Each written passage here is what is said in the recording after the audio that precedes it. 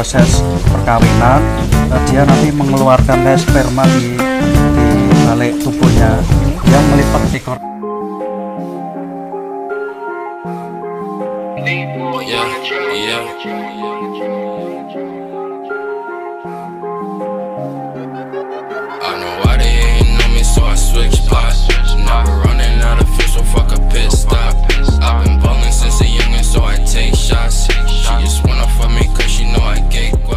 Halo, assalamualaikum warahmatullahi wabarakatuh. Selamat siang teman-teman. Gimana kabarnya? Ya, teman-teman, kali ini saya berkesempatan untuk bertamu ke rumahnya Mas Arta. Yang mana Mas Arta ini adalah pembudidaya lobster air tawar. Nah, kali ini saya berkesempatan untuk mengulas bagaimana caranya sih untuk membudidayakan lobster ini untuk pemula. Lah, kali ini saya berkesempatan untuk melihat-lihat koleksi lobsternya, melihat budidayanya. Langsung saja ikuti saya teman-teman.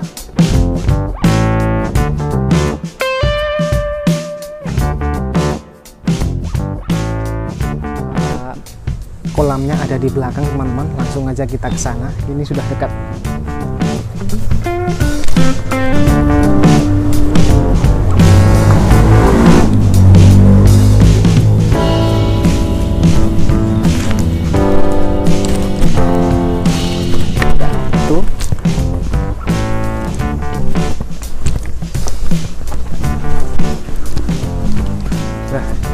Kita sudah sampai di kolam lobster Mas Arta. Nanti Mas Arta ada di situ. Nanti kita ngobrol-ngobrol teman-teman.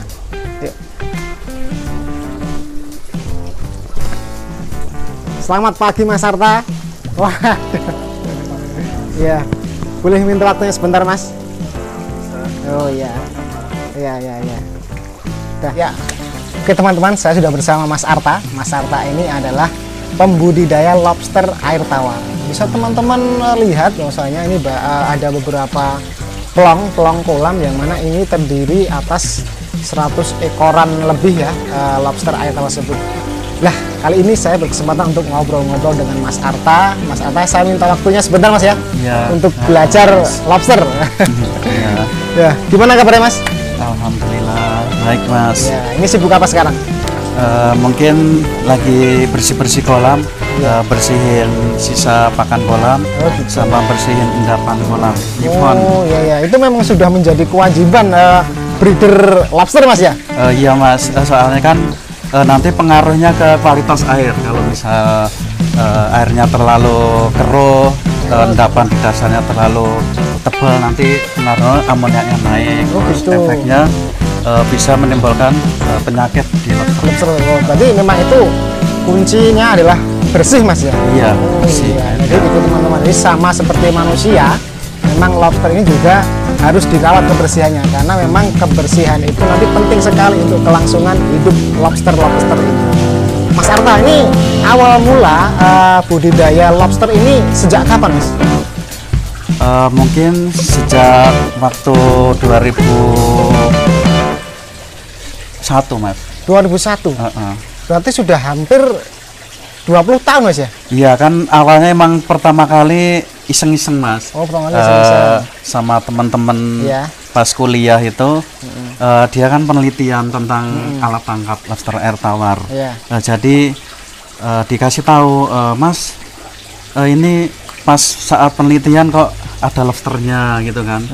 Itu cuma iseng aja, terus saya tertarik mempelajari lobster air tawar, kok kayaknya menarik gitu loh. Terus coba buka-buka di internet, kok ternyata kok permintaannya banyak sekali. Oh gitu. Jadi ya sambil berjalan belajar ya sampai sekarang ini, alhamdulillah bisa bertahan sampai sekarang. 20 tahun teman-teman masih eksis dengan breeding lobster ini, luar biasa sekali. Jadi memang Mas Arta kan kemarin ceritanya berarti bermula dari iseng-iseng Mas ya? Iya. Terus kemudian ini yang namanya rezeki kan dari situ juga Mas ya? Iya Mas. Oh iya. Mas Arta, ngomong-ngomong, ini persiapan awal dalam kita memulai usaha breeding lobster ini apa aja Mas? Bisa diceritakan Mas? Untuk persiapan lobster, kita harus menyiapkan medianya dulu Mas. Mulai dari kolam, terus shelter juga. Shelter itu apa Mas? Shelter itu untuk tempat sembunyinya lobster mas. Oh iya. Bisa juga pakai peralon, terus genteng bekas mas. Oh ya, itu kalau lobster itu sifatnya binatang apa mas? Kan ada juga yang aktif di siang atau siang hari atau malam hari itu cenderung kemana kalau lobster? Kalau lobster itu sifatnya nokturnal mas. Oh nokturnal. Nokturnal, jadi aktif malam hari. Biasanya kalau pas saat siang gini dia cenderung sering ngumpet, ngumpet di shelternya itu. Jadi fungsi shelter seperti itu ya, memang untuk ngumpet. Iya.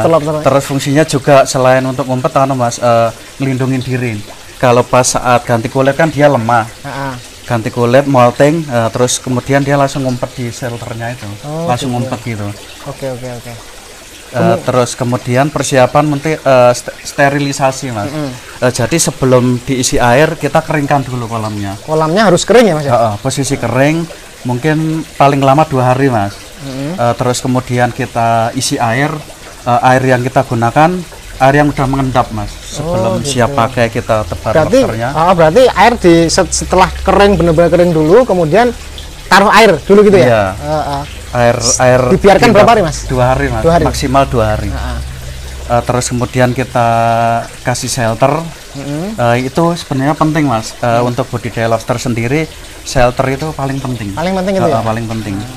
Soalnya karena dia sifatnya kanibal, kalau misal nggak dikasih shelter itu nanti dia istilahnya kanibal, saling kanibal. Kalau pas ganti kulit dia diserang lah istilahnya. Kalau pas posisi molting kan dia kondisinya lemah, jadi bisa diserang sama teman-temannya. Molting itu gantian ya, ganti kulit? Iya, ganti kulit mas. Emang siklus hidupnya kan dia molting mas. Terus apa lagi mas persiapannya? Setelah itu baru bisa ditabur benih ya? Mas, bisa nanti kalau lihat kondisi airnya mas. Kalau misal kondisinya udah oke, biasanya kita tes airnya pakai ikan-ikan kecil dulu bisa untuk mengetes apakah airnya udah aman. Kalau misal kolam baru kita rendam dulu pakai air biasa, terus dikasih pelepah pisang juga bisa, terus kolam dindingnya dioserin pakai nanas juga bisa. Nanas? Nanas untuk menghilangkan bau semennya. Oh berarti untuk testernya ya, tester itu percobaan awal, berarti ketika sudah dikeringkan kemudian diisi air setelah dibiarkan selama 2 hari, kemudian barulah dikasih ikan untuk percobaan mas ya? Iya. Kalau ikan itu aman, insya Allah aman juga buat lobster ya? Oh gitu teman-teman, ya. Menarik sekali teman-teman. Kemudian setelah itu bisa mas langsung ditabur benih itu bisa? Mungkin nanti bisa dikasih kayak oksigen mas, suplai oksigennya bisa pakai blower, aerator, aerasi. Terus sama pompa mas. Oh sebelum ditabur benih memang harus ada ini dulu ya, oksigen dulu ya? Oksigennya dulu. Ini untuk sirkulasi gitu mas ya? Iya, buat suplai oksigen sama sirkulasi air. Oh iya mas. Setelah ini instalasi dari sirkulasi air ataupun oksigen ini terpasang, langkah apa lagi mas yang dilakukan? Kalau untuk budidaya lobster sendiri kan dia nggak butuh ketinggian air yang terlalu tinggi. Jadi cuma dia main perluasan kolam aja mas sebenarnya. Jadi untuk ketinggian air 15 cm, 12 cm udah bisa untuk budidaya lobster. Iya. Kemudian untuk ukuran kolam sendiri berpengaruh nggak untuk jumlah benih yang akan ditabur mas? Kalau ukur kolam sendiri sangat berpengaruh mas. Sangat berpengaruh ya? Jadi kan karena dia sifatnya kanibal, jadi dia semakin luas semakin bagus mas. Jadi kita main pada tebarnya sekitar per meter persegi sekitar 15 sampai 20 ekor mas. Per 1 meter persegi? Per meter persegi itu idealnya itu tabur 15 ekor? Sampai 20 ekor maksimal. Oh iya, berarti semakin luas sebenarnya semakin bagus mas ya? Iya mas, soalnya karena sifatnya kanibal jadi takut kalau kita main pada tinggi kena kanibal itu. Oh iya oke. Setelah cek ketinggian air, kemudian semua sudah siap, ini kurang apa lagi mas? Kita mulai udah langsung nggak apa mas, kalau udah air udah matang, udah siap, kita masukin lobsternya mas. Oh gitu ya. Kita target dulu mas, kita mau produksi apa, maksudnya kalau benih ya kita sesuaikan sama shelternya juga.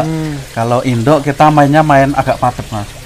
Kalau induk sendiri kan dia semakin padat kan dia sering bertemunya kan. Kalau padat dia cepet kawin. Padat itu berarti jumlah benihnya diperbanyak gitu maksudnya? Iya, jumlah ekornya, individunya ditambahi. Ditambahi. Gitu. Berarti memang disesuaikan dengan kebutuhannya. Iya, kebutuhannya. Seperti itu. Ya, jadi kalau memang ini untuk breeding itu ditabur agak banyak enggak apa-apa. Itu nanti agar cepat bisa produksi seperti itu kan. Mempercepat produksi Mas, dia cepat nelor. Gitu. Kalau untuk produksi kita 1 minggu mungkin udah ada yang bisa nelor Mas. 1 minggu setelah tabur? Iya, 1 minggu udah ada yang nelor.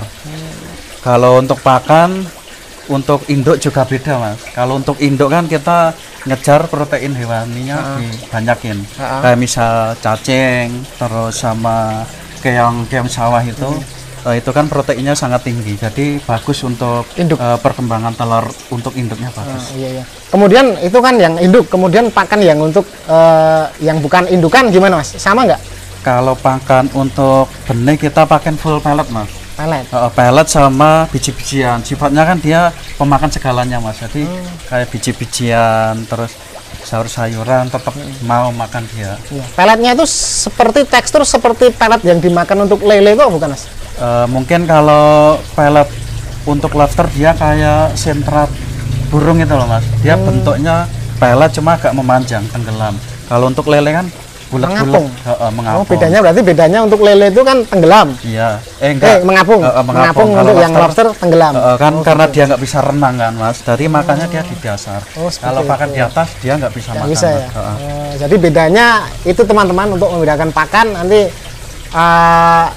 kita ke warung terus beli pakan lobster itu udah paham Mas? Iya, ada. Pastinya dia khusus tenggelam Mas. Kalau udang kan memang dia tenggelam, khusus pakan buat udang tenggelam. Lah ini setelah lobster ini sudah berproduksi atau bertelur, ini berapa hari Mas masa penetasan itu berapa hari? Kalau untuk masa penetasan mungkin bisa 1 bulan 5 hari sampai 10 hari Mas. Mulai dari proses perkawinan, dia nanti mengeluarkan kayak sperma di balik tubuhnya, dia melipat ekornya mungkin 2 mingguan Mas. Proses nelornya kan mulai dari warna kuning kehijauan, terus hijau, coklat kehitaman, oranye, terus dia menghasilkan buraya. Itu berapa banyak ya Mas ya? Sekali bertelur banyak ya Mas anaknya? Kita lihat ukuran induknya Mas. Kalau ukur 4 inci biasanya sampai 200 sampai 300. Itu bisa survive semua, bisa hidup semua? Tergantung ini Mas, kita yang rawat. Kalau misal intensif mungkin bisa 70% sampai 75% Mas. Kalau kita main lahannya nggak terlalu sempit, terus pakannya nggak telat, otomatis dia kan dia pakannya tercukupi. Jadi dia kanibalnya nggak terlalu tinggi. Kesempatan untuk hidup banyak ya Mas? Iya. Kemudian ini Mas, yang saya tanyakan kan ini bisa bertelur sebanyak itu dan menetas sebanyak itu. Itu kan masih dalam satu kolam dan terdiri beberapa ekor. Apakah itu nggak saling serang? Kasarnya seperti ini, analoginya apa nggak dimakan oleh lobster lain anaknya itu?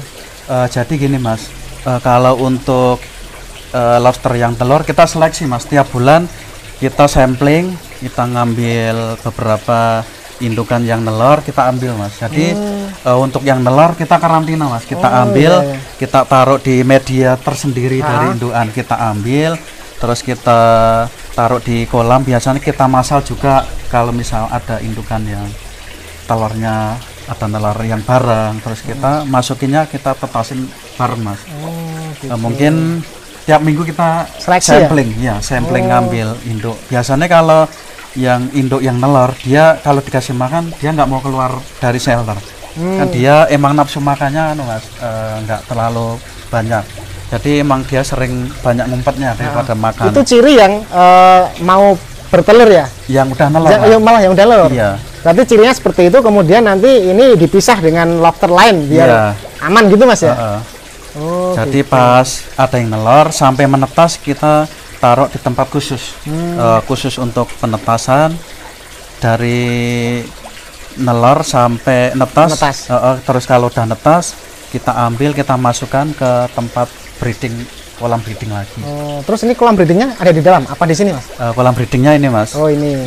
Kita mainnya breeding massal, Mas. Oh, berarti ini konsepnya memang breeding massal. Berarti kan saya sudah ketemu benang merahnya. Ini khusus untuk yang breeding, yang udah nelur tadi taruh di sini gitu kan? Iya. Nanti penetasannya juga di sini seperti itu. Mas. Oh, gitu Mas ya. Oke. Kemudian untuk anak-anaknya dari lobster itu, lobster bisa dikatakan baru lahir, baru menetas. Itu pakannya apa, Mas? Kalau untuk lobster yang baru netas, biasanya kita pakai pellet, Mas. Pellet bentuk kerambel, yang bentuknya kerambel. Jadi pecahannya, kalau pellet kan dia udah terbentuk, terbentuk kecil-kecil memanjang itu. Kalau kerambel dia modelnya pecahan. Berarti pellet tapi butiran-butiran pecahan. Iya, serpihan. Berarti emang dia kalau terlalu besar buka mulutnya belum bisa makan. Maksimal. Terus kita sama kasih tambahan kayak cacing sutra, terus kecambah udah bisa masuk. Terus ini Mas, saya mau tanya, untuk pembelian bibit itu harganya berapa, Mas? Bibit misalnya mau siap produksi seperti itu. Kalau untuk benih kita minimal ukur jual 1 inci, Mas. 1 inci kan itu sekitar 2,5 cm. Lah itu udah mulai jual. Kalau harga sih sekarang kisaran 1.000 sampai 1.500 per ekornya, Mas. Kemudian yang siap produksi itu umur berapa, Mas? Kalau untuk produksi benih itu sekitar 1 bulan, Mas. 1 bulan udah siap ya? 1 bulan udah bisa ukur 1 inci. Itu dengan catatan kita pakannya intensif sama perawatan pengelolaan airnya bagus, Mas. Itu 1 bulan udah siap, Mas? Bener udah siap? Bisa 1 inci, Mas. Cepet banget ya? Kalau ukur 2 inci 2 bulan. 2 bulan udah bisa 2 inci, Mas. Sekitar 5 cm. Tadi harganya berapa, Mas, untuk yang 1 inci tadi? Kalau 1 inci sekitar 1.000 sampai 1.500 per ekor. Kita mainnya per inci, Mas. Kalau 2 inci sekitar 2.000 sampai 2.500. Kalau kita tergantung pengambilannya juga, Mas. Kalau misal ngambil partai juga harganya juga beda. Ya, ketemunya lebih murah ya. Kalau ngecer biasanya 1.500. Iya. Terus gini, Mas, saya mau tanya, misalnya saya pengen membudidayakan lobster dan saya fokusnya untuk breeding. Ini kalau menurut Mas Arta nih, saya harus punya berapa, Mas? Punya berapa ekor untuk pemula? Kalau untuk pemula kan biasanya kalau belajar emang pengennya dari nol ya, Mas. Yeah. Kalau untuk pemula kita nyoba sekitar 20 ekor, Mas. 20 ekor. Minimal. Kalau cuma 10 ekor dia emang keterbatasan tempat, dia terlalu jarang, Mas. Sering ketemunya kan. Kalau 20 ekor kita main padat ya, Mas ya, termasuk padat ya. Kalau cuma 10 ekor kan tergolong masih sedikit, Mas. Iya. Minim 20 ekor. Ukuran kolam berapa itu, Mas? 20 ekor. Ukuran kolam bisa 1 kali 2. Satu bisa, 1 kali 2 bisa ya? 1 kali 2 bisa. Iya. Terus ngomong-ngomong, Mas, ini ada 100 ekor ya kira-kira ya? Tempatnya sampean ini? Iya, ada 100 ekoran lebih. Terus ini dari saya pengen nih kalkulasi untuk masalah pakan. Ini 1 bulan, hitungan pakan itu berapa, Mas? Biayanya itu dihitung berapa minggu atau berapa bulan, Mas? Kalau untuk biaya pakan, kalau dilihat dari sifatnya lobster itu kan makannya nggak terlalu rakus, Mas. Nggak terlalu banyak ya? Dia makannya dikit-dikit, dia makanya nggak kayak ikan-ikan lain kan. Kalau lobster emang dia makannya sedikit banget. Iya. Paling kalau untuk pakan, kalau skala rumahan kayak seperti saya ini mungkin 1 kilo bisa satu bulanan lebih. 1 kilo 1 bulan. Iya. Itu 1 kilo berapa, Mas, harganya pakan? Kalau untuk pakan lobster kita pakai yang proteinnya tinggi, Mas. Jadi minim untuk kebutuhan lobster sendiri 40% minim. Iya. Lah ini saya pakai yang 41-42%. Iya. Harganya sekitar per kilo 20 sampai 25.000 per kilonya. Terhitung murah, Mas ya? Iya, Mas. Kalau untuk kalkulasi tetap masuk lah, Mas. Tetap masuk ya? Sesuai harga jual lobsternya sama operasional yang kita keluarkan. Sama pengeluarannya, Mas ya? Masih istilahnya kita masih dapat lah seperti masih itu. dapat, Mas.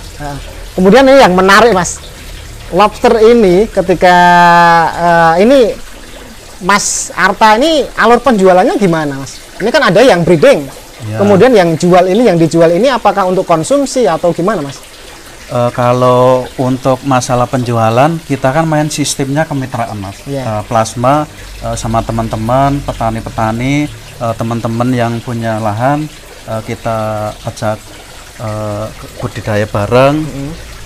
Saya misal menyiapkan induk dari saya, terus teman-teman yang punya lahan kita suplai induk Mas. Terus kemudian Dikembangkan di sana. dikembangkan, terus produksi benih, misal nanti benih kita jual lagi. Tapi untuk proses penjualan nanti kita sistemnya online Mas, online sama main sama komunitas petani juga ada. Ada juga ya. Sama Jateng DIY ada Mas. Berarti memang Mas Arta ini di budidaya rumahan ini memang fokusnya untuk penjualan bibit Mas ya. Iya. Karena memang ini bermitra dengan petani yang dikembangkan di sana, terus Mas Arta beli bibitnya gitu ya dari petani itu. Bibit kita ambil lagi. Ambil lagi bukan beli ya. Berarti untungnya itu bibitnya kembali ke Mas Arta lagi, kemudian Mas Arta jual keluar seperti itu. Mas. Gitu. Kemudian Mas, itu sekali jual bisa berapa Mas? Bisa laku berapa Mas? Sekali budal lah. Kalau untuk penjualan sih sebenarnya permintaannya sangat banyak sekali Mas, sangat tinggi. Untuk kapasitas saya mungkin bisa 1.000 sampai 2.000. Minimal 500 ekor. Minim itu 500 ekor. 500 ekor. 500 ekor per ekornya tadi berapa? 1.000 ya? 1.000 sampai 1.500. Kita jual dari ukur 1 inci sampai 3 inci Mas. Iya. Itu rata-rata Mas, rata-rata bisa jual berapa ekor Mas? Per bulan atau gimana itu hitungannya? Per bulan Mas. Berapa ekor Mas? Per bulan rata-rata 1.000 sampai 1.500 Mas. 1.000 sampai 1.500 ekor. Wah, luar biasa teman-teman.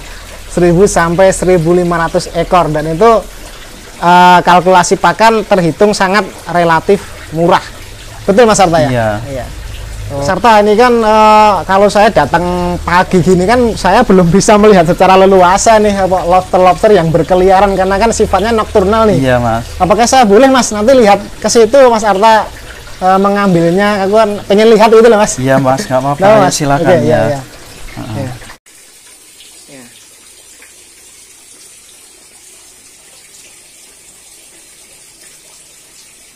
Ukur 3 inci Mas.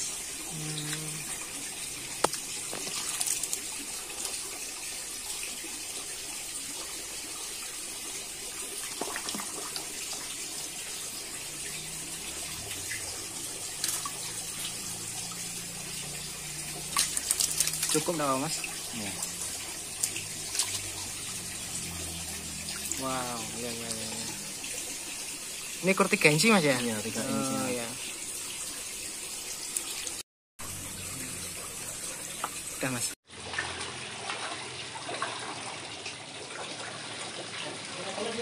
Dari belakang sini Mas. Nah, langsung tek gitu. Kepala. Langsung tek gitu.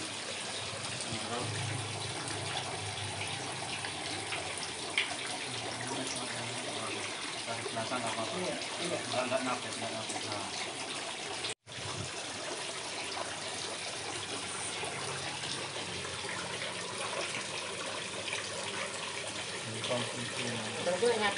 Lumayan ya Mas ya? Iya. Kalau untuk bedanya lobster jantan dan betina, kalau dilihat dari fisik luar, jantan lebih kelihatan menonjol Mas, dari mulai capitnya, terus sama ukuran tubuhnya, mungkin lebih besar sama yang jantan. Betina kelihatan dari capit sama ukuran tubuh dia lebih kecil. Mungkin dari fisik mungkin itu aja Mas. Kalau dari kelaminnya kita bisa lihat posisi seperti ini. Kalau untuk yang jantan bisa dilihat dari kaki jalan untuk nomor 1 yang nomor bawah. Ini ada tonjolan 2 Mas. Ini kelamin jantannya. Ini jantan. Kalau betina dia bisa dilihat dari kaki jalan ketiga ada lubang 2 ini Mas. Nah ini betina kelaminnya seperti ini. Dia nggak punya tonjolan 2. Tapi ada juga jantan tapi punya kelamin betina juga. Mungkin itu disebabkan karena inbreeding atau kawin sedarah. Jadi kalau misal mau breeding emang harus hati-hati mas. Mulai seleksi induk sama memilih jantan dan betinanya harus sesuai sama standarnya. Mas Arta, terima kasih sekali saya sudah diizinkan untuk bermain di kolam breeding lobster ini. Bagi teman-teman yang penasaran nanti bisa belajar ke sini atau membeli lobsternya langsung ke pusatnya Mas Arta. Di mana Mas Arta alamatnya? Alamat saya di Desa Pendosari, Kecamatannya Trucuk, Klaten, Kabupatennya Klaten. Pendosari? Iya. Trucuk, Klaten. Nanti langsung aja tanya Mas Arta, budidaya lobster itu udah tahu mas ya? Udah mas. Ya. Nomor HP bisa disebutkan? Bisa. 0821 3383 3313. Nomor WA juga. Ya. Selalu fast respon ya? Iya mas. Ya. Itu aja teman-teman, video dari saya kali ini sangat bermanfaat. Semoga teman-teman terinspirasi. Mungkin ada kata-kata dari Mas Arta? Mungkin terima kasih sudah mau berkunjung di farm saya mas. Teman-teman mungkin kalau ingin belajar monggo main ke farm saya gratis, nggak usah bayar mas. Kita lebih senang belajar dulu daripada ada iming-iming wah budidaya lobster itu kok kayaknya menguntungkan banget. Nah saya mending kita belajar dulu mas, daripada nanti kita ngomong manis-manisnya dulu, nanti pas ngelakoninnya agak susah kan kayak gitu. Mending kesini kita belajar rame-rame, kita bareng-bareng, kita belajar gratis mas, nggak usah dipungut biaya, nggak usah bayar. Oke. Terima kasih, gitu aja mas Arta. Teman-teman jangan lupa untuk like, comment, subscribe dan share. Terima kasih mas Arta ya. Assalamualaikum. Waalaikumsalam.